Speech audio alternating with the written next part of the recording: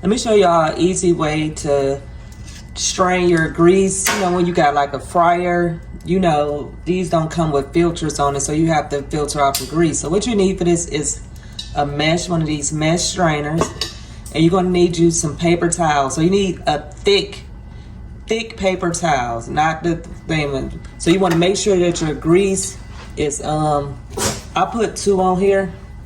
I lay them down the opposite way, just like that.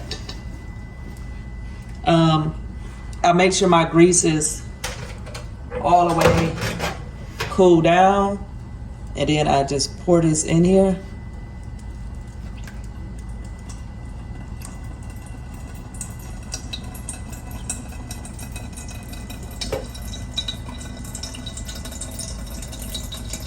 As you can hear it going. And this way you don't have to worry about buying them little strainer things to strain the grease. And it's to keep your grease fresh and clean. Well, I won't say fresh. Better yet, it just keep your grease clean. Because you don't want all that debris and all that stuff. So every time you cook grease, so it won't burn, so you can reuse it.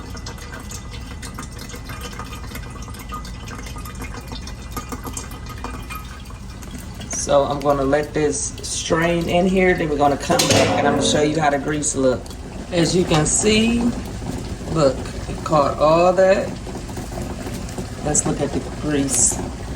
Look at the grease.